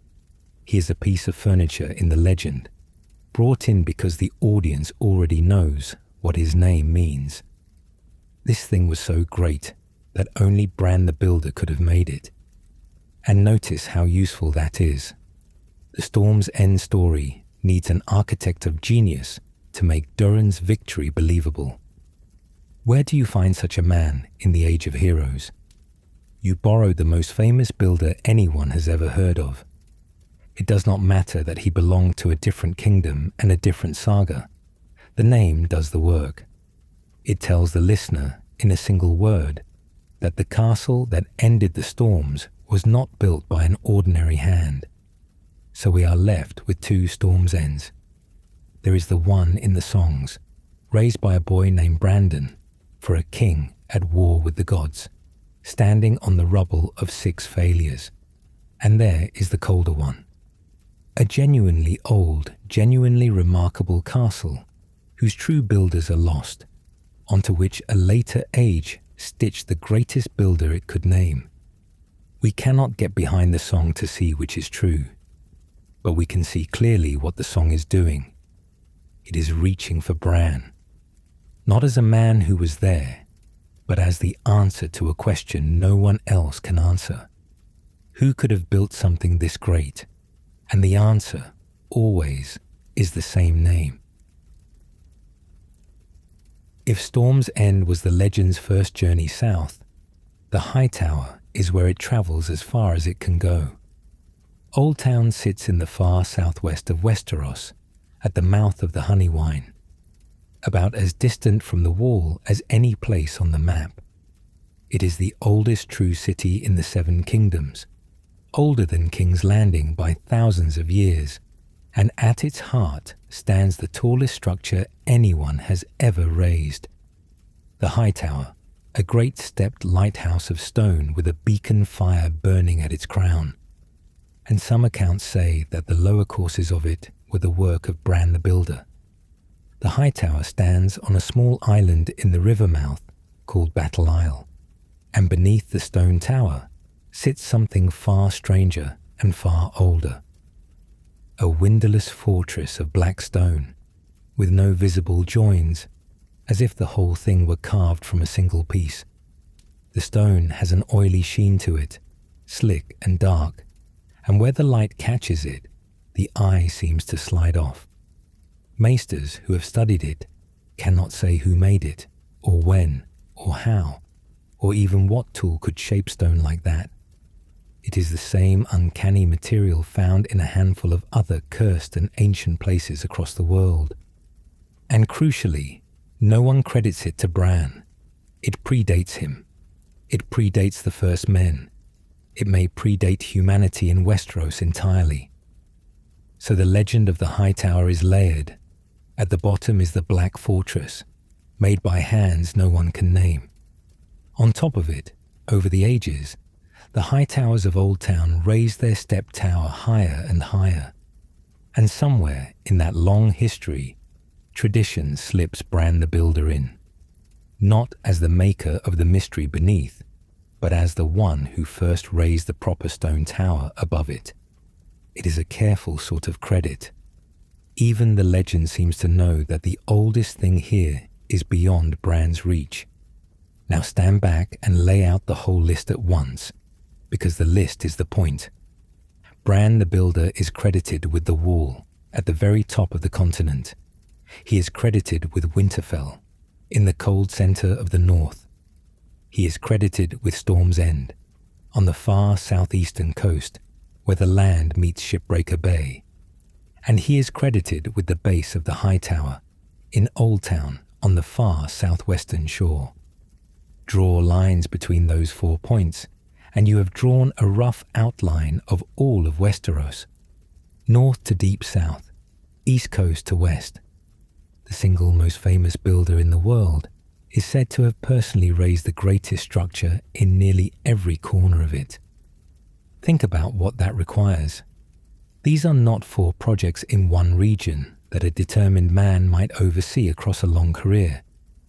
They are separated by thousands of miles, in an age with no proper roads, no maps worth the name and no ships. To build the wall in Winterfell, Bran had to live and die in the north. To build Storm's End, he had to be a boy on the eastern storm coast at the worst hour of Durran's War. To raise the Hightower, he had to spend years in the far southwest. A man cannot do those things. The distances alone make it impossible, before you even count the lifetimes of labor each monument demanded. And this is the strongest evidence we have about who Bran the Builder really was. Not because it tells us about the man, but because it tells us about the name. When one builder is credited with every wonder on a continent, the honest conclusion is not that he was superhumanly busy. Bran the Builder stopped being a person and became a title, a label that later ages pinned onto any great old work whose true maker had been forgotten. The wall is too vast to explain, so it must be Bran. Winterfell's warm walls are too clever to explain, so it must be Bran. Storm's End should have fallen and did not, so a young Bran must have designed it. The Hightower rises higher than anything should, so its first stones must be Bran's. Every time a structure outran the understanding of the people looking at it, they reached for the same name, and the name absorbed the wonder into itself. This is exactly how legends grow. A real builder of real talent does some genuinely remarkable thing. Perhaps the wall, perhaps Winterfell. The story of it spreads. The name becomes shorthand for impossible construction. And then, over thousands of years, every other impossible structure drifts toward that name like iron filings toward a lodestone, because the alternative is admitting that no one knows who built it. People hate that answer. we do not know is unsatisfying. Bran the Builder did it, closes the question. So the question gets closed, again and again, in places the man himself could never have stood. The Hightower makes this clearer than any of the others, precisely because of the black stone underneath it. There, in one place, you can see the whole machinery of legend at work. The oldest layer, the oily fortress, is genuinely beyond explanation, so beyond it that even the legend will not claim it for Bran. It is left as pure mystery. But the tower above it, merely very old and very tall rather than impossible, gets handed to Bran without hesitation. The legend draws a line. What it cannot understand at all, it leaves blank. What it can almost understand, it signs with the builder's name. So by the end of the list, we are no longer really tracking a biography. We are tracking the spread of a reputation. 4 corners of a continent, 4 wonders, one name doing the work that honest history could not. And the spread itself is the evidence. If Bran had been only a northern king who built a wall and a castle, his legend would have stayed northern, the way most founders' legends stay local. The fact that his name reached the Storm Coast and Old Town and fastened onto their oldest stones tells you that something unusual happened to it. It outgrew the man. It became the thing you said when you stood at the foot of something enormous and old and could not imagine the hand that raised it. We will probably never untangle which of the 4, if any, was truly his. But we no longer need to understand him. The list does not describe what one man built. It describes what one name came to mean. And a name that can be carried to every coast of the world and welded onto every wonder it finds is no longer the name of a person. It is the name a civilization gives to its own awe. Consider what the legend asks of one human life. He survives the long night, a winter said to have lasted a generation. He fights in the war for the dawn as a grown man or a young hero. Then afterward, he raises the wall, a labor that even with giants and magic would have taken decades. He founds Winterfell and rules it as the first king in the north. And somewhere in all this, the southern stories want to claim him as well. Add those years together honestly, and you do not get a long life. You get several lifetimes stacked end to end. A man who did all of that did not live 80 years, or even 100. He lived centuries, and that is the contradiction at the center of everything. The works only make sense if their maker was something other than an ordinary mortal man. So the question stops being, what did Bran build, and becomes the harder one. Could he even have existed as a single person at all?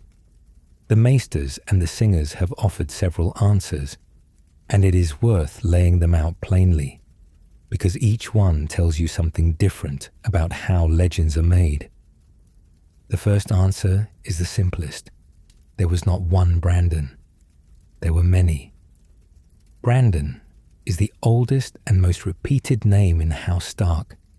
It runs through the whole long line of the family like a thread, used over and over across thousands of years.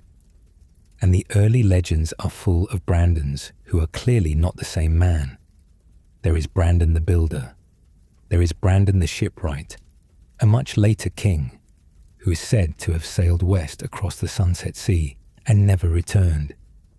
There is Bran the Burner, his son, who burned the entire northern fleet in grief and rage after his father vanished. There is Bran Ice Eyes, and others whose deeds survive only as a line or two. The name was passed down so many times that the records groan under the weight of it. And when a single name belongs to a dozen different men spread across the centuries, it is very easy for their deeds to bleed together. This gives us a clean, unmagical explanation.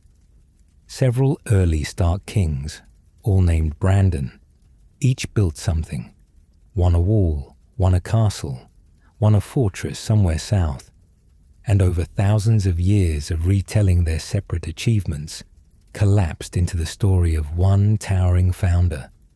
The singers would not have done this on purpose. It is simply what happens when the same name keeps appearing in the same family, and no written record exists to keep the men apart. Memory flattens them. The greatest deeds drift to the oldest and most famous Brandon, and the rest fade into him. The second answer blames the historians themselves. The Maesters of the Citadel did not begin writing these stories down until thousands of years after the Age of Heroes. They were working from songs, from carved runes in a half-forgotten tongue, from oral tradition that had already passed through countless mouths.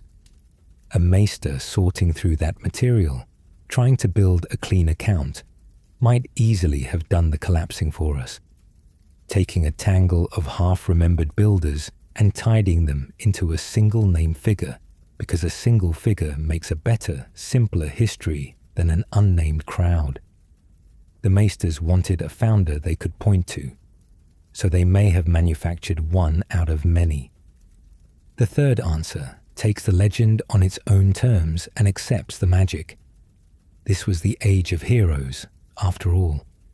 An age when the children of the forest still worked their green magic, when giants walked the north, when green seers were said to live far beyond a natural span by binding themselves into the weirwoods. If Bran truly bargained with those older powers to raise the wall, as tradition claims, then perhaps the same powers stretched his life. Perhaps the man who allied with the children of the forest paid for it, or was gifted by it, with centuries he should never have had.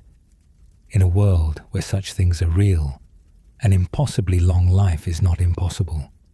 It is just expensive and strange, and exactly the sort of thing the old powers might grant a man who served them. And the fourth answer is the bluntest of all. There was no Bran. He is wholly a myth, a founding story the Starks told about themselves, the way every great house needs an origin grand enough to justify its rule. The North needed a first king who was also a hero of the war for the dawn and the builder of the wall, because that lineage made the Starks the natural lords of everything north of the neck. So they invented him, or inherited an invention, and dressed their own deep history in a single magnificent name. We cannot choose between them with any certainty, and the saga itself does not. But notice that 3 of the 4 point the same direction. Multiple Brandons, Maesters collapsing many men into one, a pure myth. All of them say, in different words, that the figure we call Bran the Builder is not one person. Only the magical explanation lets him remain a single man, and it does so by making him no longer entirely human. So the likeliest truth is also the least satisfying one. Bran the Builder is probably not a man at all in the way we mean the word. He is more like a name that gathered men into itself, a single famous label that, over 8,000 years, absorbed the deeds of many founders, many kings, many builders, until they all stood together inside one figure too large to be real. Think of it the way you might think of a forest that everyone calls by the name of its oldest tree. The name is true, in a sense. There really is an old tree, and it really is at the heart of the place. But when people say the name, they do not mean only that one tree. They mean the whole forest, the centuries of growth, the countless trunks that came after, all bound together under a single word for the sake of speaking about it at all. That is what Bran the Builder may be. Not the biography of one long-lived man, but the name a whole people gave to their own beginning, the oldest root, standing for everything that grew from it. And once you see him that way, the contradiction stops being a problem to solve. the impossible lifespan, the impossible distances, the 4 wonders at 4 corners of the world. They are not flaws in the story of a man. They are the natural shape of a story that was never about a single man in the first place. The legend does not break under the weight of all those deeds. It was built to carry them. That is what it is for. Set the wonders aside for a moment. The wall, the castles, the spells in the ice. Leave them where they stand. Because the thing Bran the Builder made that has lasted longest is not made of stone at all. It is made of blood. When the legend is stripped down to its plainest claim, it says this: Bran was the first king in the north. He founded House Stark, and the line he began ruled the north without interruption for roughly 8,000 years, all the way down to the coming of dragons. No other house in the known world can claim anything close to it. Kingdoms rose and fell across the rest of the continent. Dynasties were conquered, married away, burned out, replaced. But in the north, from the age of heroes to the conquest, one family held the high seat at Winterfell. That continuity is the real monument. It did not begin as a kingdom. Remember what the north was when Bran is supposed to have lived. Not one realm but many. Dozens of petty kings ruled their own valleys and coasts and river mouths, each calling himself a king over a few thousand people and a stretch of hard ground. The age of heroes was crowded with such men. What the Starks did, over many generations, was swallow them all. This is where the story has to slow down and be honest about time again. The unification of the North was not the work of a single reign.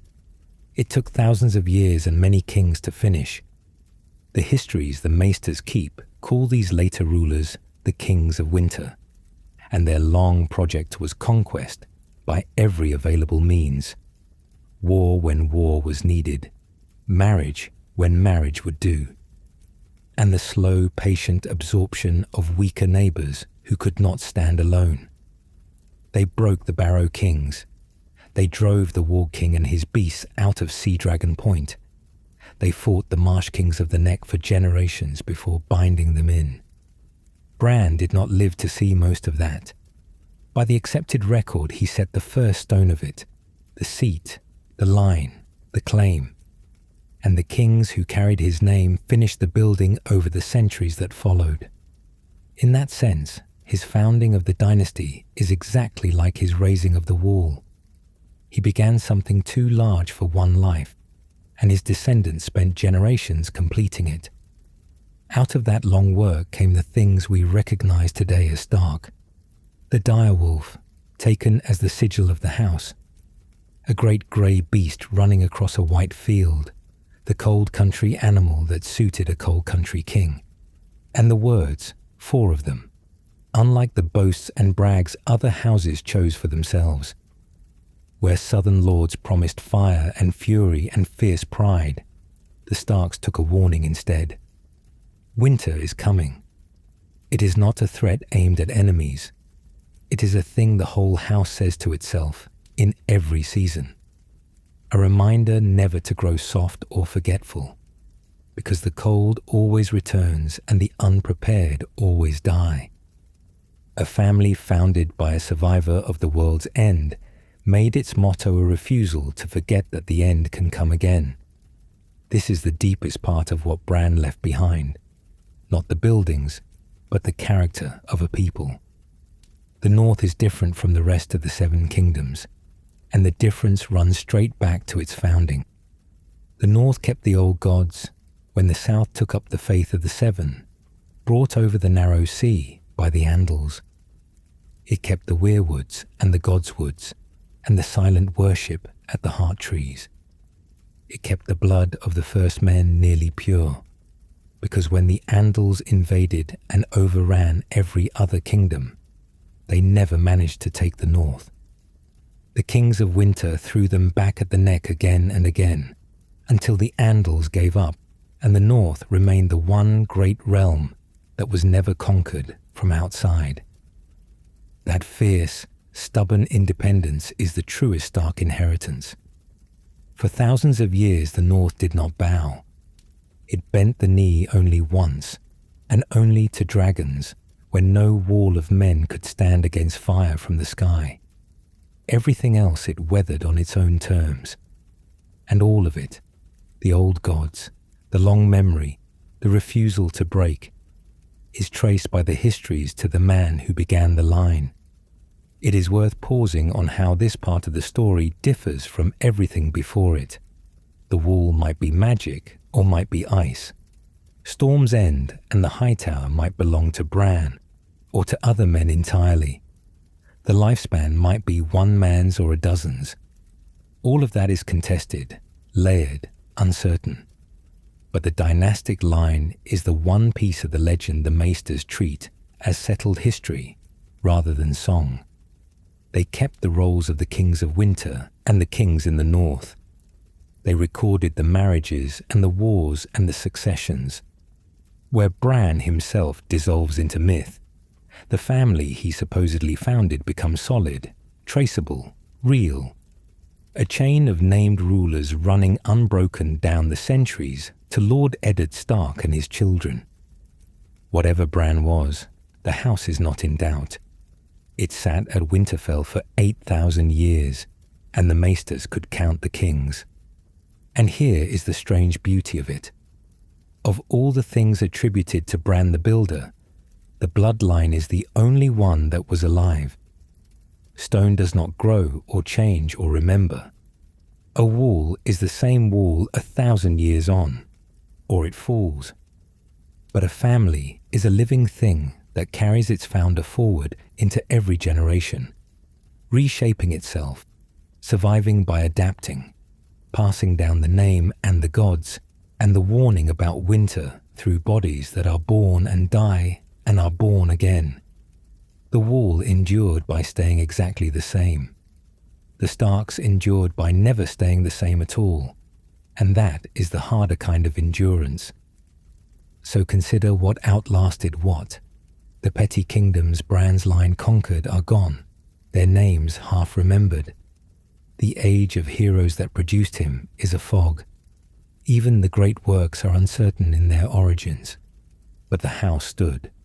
When the dragons came and ended the age of independent kings, the Starks did not vanish like so many conquered lines. They bent the knee and remained, wardens of the north, still at Winterfell, still keeping the old gods, still saying the old words. The kingdom became a lordship, but the blood ran on. Bran the Builder's most durable creation was never stone at all.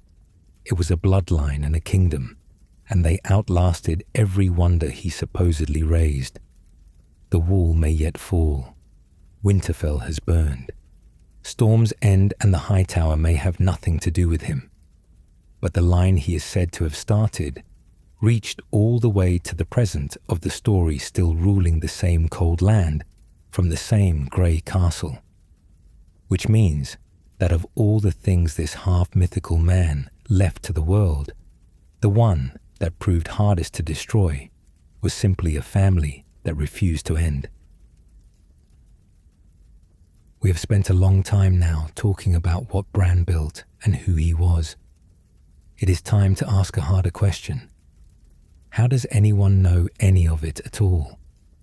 8,000 years separate the present of the story from the age Bran is supposed to have lived in. That is not a long memory. It is an abyss. And everything we have said about him had to cross it somehow. Start with the plain problem. The first men had no writing, as the South would later understand it. They left no chronicles, no dated rolls, no books.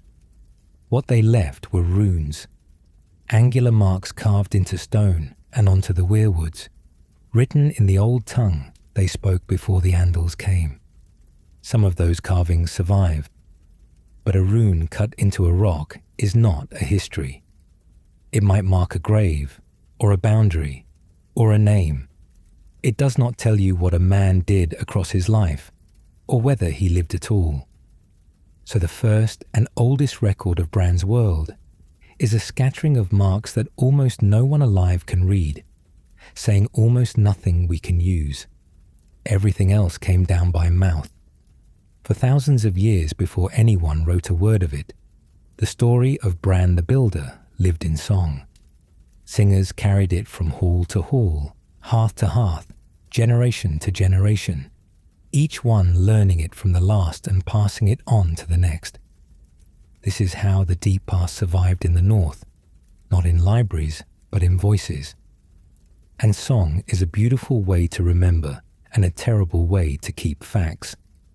A singer's job is not accuracy. It is to move a room.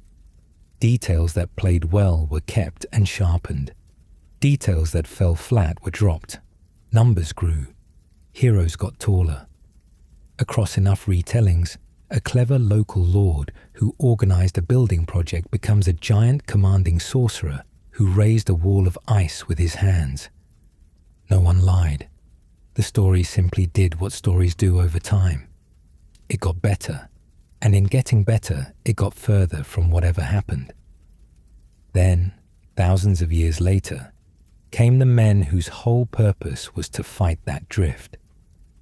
The Maesters of the Citadel in Old Town set themselves the task of sorting legend from fact, of taking the songs and the runes and the half-remembered traditions and pinning down what could actually be believed. They wrote the histories we have been quoting all along. And here is the thing worth understanding. The Maesters did not believe most of it. The Citadel is, at its heart, a place of skeptics. It's scholars who trust what can be measured and doubt what cannot. When they turned that doubt on the Age of Heroes, the whole edifice began to wobble. The accepted chronology says the first men came to Westeros some 12,000 years ago, and that Bran lived around 8,000 years past. Many of the Maesters who recorded those figures did not trust them. They highlighted that the dates rest on nothing firmer than song and counted generations, that a span of 8,000 years of unbroken Stark King strains belief past breaking. Some argued the true numbers must be far smaller, that the deep past was not as deep as the singers claimed, and that thousands of years had been invented to fill a gap no one could actually account for. The doubt went further than dates. Some archmaesters have questioned whether the long night happened at all in the form the legends describe, whether the others were ever real, or whether a hard, long winter in a starving age grew in the retelling into an army of ice demons and walking dead. To these men, the War for the Dawn is a campfire tale dressed up as history. Bran the Builder is its central invention, the hero a frightened people needed, given credit for a wall that is only a wall, and a victory that was only the eventual return of spring. This is where the historiography becomes its own kind of war. The singers carried one Bran, vast, magical, eternal, friend to giants and children of the forest. The Maesters tried to cut him down to something a rational man could accept, and in doing so, they may have cut away truths along with the embellishments, because the Citadel has its own blind spots. It is an institution built on distrust of magic, and an institution like that will tend to explain magic away wherever it finds it, even where it might be real. A Maester who refuses on principle to believe in the others will write a history with no others in it. That is not neutrality. It is a bias of its own. Consider what the Citadel did to one of its most curious minds. Septon Barth, who served as Hand of the King, wrote deeply about the old powers. Dragons, prophecy, the magic woven through the world's deep past. His works treated such things as worth studying rather than mocking. Generations later, King Baelor the Blessed ordered them destroyed as unfit, and so a great body of inquiry into exactly the kind of magic that surrounds Bran was burned out of the record.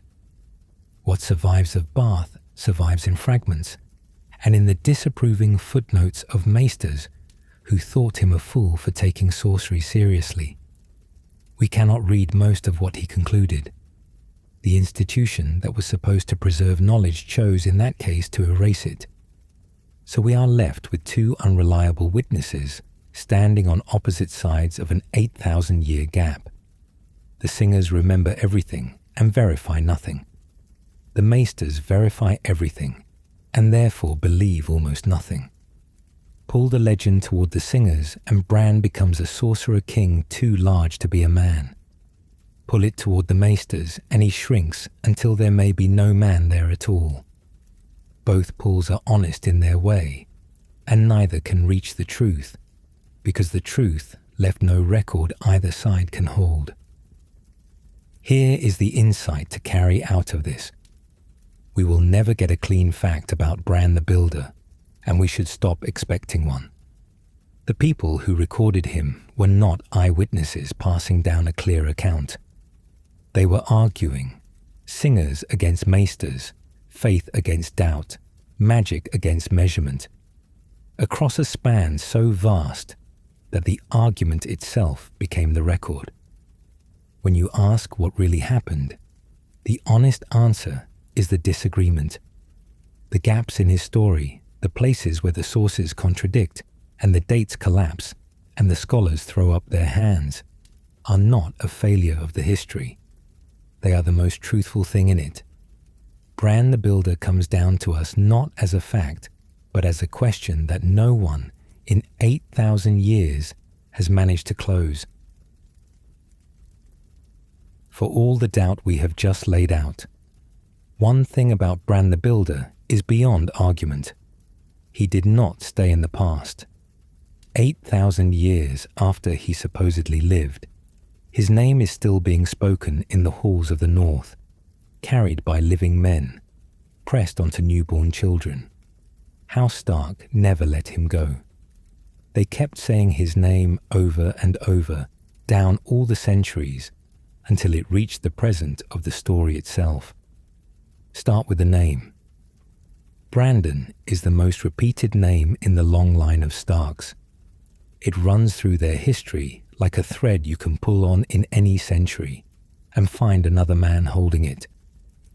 There was Brandon the Burner, who put his own fleet to the torch. There was Brandon the Shipwright, who sailed west across the Sunset Sea and never returned. Brandon Ice Eyes, Brandon the Bad, Brandon the Daughterless, kings and lords stacked back to back, each given the founder's name as if to borrow a little of his weight. The Starks did not name their sons Brandon by accident. They did it to remember. Every time the name came around again, it was a small act of keeping the first Bran alive. It came around for the last time, before the story we follow, in Brandon Stark, the eldest son of Lord Rickard, the brother of Eddard Stark. This Brandon was everything a Stark heir was supposed to be. Bold, fierce, quick to anger, beloved by his people. He was meant to inherit Winterfell and the North. He never did. He rode south to King's Landing to answer an insult to his family and died there, burned and strangled in the Mad King's throne room alongside his father. His death is one of the sparks that lit the rebellion that brought down the dragons.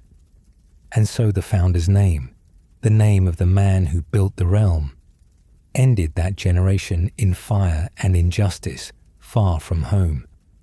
That was a grim echo, if anyone cared to hear it, of how often that name had ended badly. Then it came around once more. Eddard Stark, who became lord after his brother and father were killed, gave the name to his own second son. He called the boy Brandon, Bran, a small, climbing, fearless child in the same castle the first Bran was said to have raised. The name had come home all the way back to Winterfell, back to the line at the root of the family tree. This is why the crypts matter so much to the people of the North. They are not a graveyard anyone forgets. They are living memory. The Starks walk down among their stone kings, light candles, speak to the dead, teach their children the names. When a young Stark is told who lies in the dark below, king after king after king, swords across their laps, going back further than anyone can count toward the founder himself, that child learns that he is the latest link in something ancient. The Crypts do exactly what Bran built them to do, if the legend is true. They keep the dead close and the family certain of where it came from. In a world that forgets almost everything, the Starks were built not to forget. And now, in the present of the story, the thing the whole edifice was raised against begins to stir again. The wall still stands in the far north, 300 miles of ice, exactly where the legend says Bran set it. For thousands of years, it has been treated as a relic, a monument to a war so old that most people in the south doubt it ever happened. It was garrisoned by a night's watch, shrunk to a few hundred tired men, holding 3 castles out of 19. The realm stopped believing in what waited beyond it. The long night became a story to frighten children. The others became a song. But the cold is coming back. Beyond the wall, in the lands of always winter, the enemy the legend describes is moving south again, raising the dead, driving the free folk before it toward the only barrier that has ever stopped it. Everything Bran is supposed to have built for this exact moment is suddenly the only thing that matters. And running underneath the fear is an old, half-forgotten dread, spoken sometimes in the north like a prophecy, that one day the wall will come down, that the ice Bran raised will not hold forever, that the promise he made to the future has an expiration the future may be about to meet. So the ancient builder's work stops being history. It becomes the front line. Every monument, every institution, every oath we have traced back to Bran, the wall, the watch, the castle, the kingdom, is no longer a memory of an old victory. It is the living edge of a new war for survival, the same war picked up again after 8,000 years. And then there is the boy who carries his name. Bran Stark, Eddard's son, is broken early in the story. A fall from a tower takes his legs, and the bold climbing child becomes a boy who cannot walk. But something else opens in him as the body fails. He begins to dream as wolves dream, to slip into the mind of his direwolf and run on 4 legs through the night. He is drawn north, beyond the wall, by a voice in his dreams. And what he finds there is the deepest root of everything this story has been about. The children of the forest, still alive in hidden places, and a greenseer wedded to a weirwood, keeper of the old magic of the first men's gods. Bran Stark is taken in to learn the very power that the legends say his ancestor allied with, to build the world that protects them all. Sit with that echo for a moment, because it is uncanny. The founder of the line was a man tied to the children of the forest, to giants, to the old gods, and the deep magic of the north, who built the defense against the dark. 8,000 years later, a crippled boy bearing his name is led back to those same children, that same magic, in the same hour that the dark returns. The bloodline folded back on itself, as if the name Brandon, after carrying the memory of the builder through 80 centuries, finally delivered a Brandon back to the source the builder drew from. Whether the singers would call that fate, or the Maesters would call it coincidence, the shape of it is impossible to ignore. Here is the insight to carry forward. Bran the Builder's true power was never the ice or the stone. It is that he never stopped mattering. Most founders are buried by their own success. The kingdom grows, the centuries pile up, and the first name is lost under all the names that came after. Bran is the opposite. 8,000 years on, his wall guards the edge of the world against the very enemy he was raised in the shadow of. His castle still shelters his blood. His kingdom still answers to his line. And a boy with his name sits in the dark beyond the wall, learning the magic that started it all. The whole world, in the story's present, still lives or dies by what this half-mythical man built and the family he founded. That is the strangest part of his legend. He is supposed to be the deepest of the dead, and yet there is no one in the story more alive.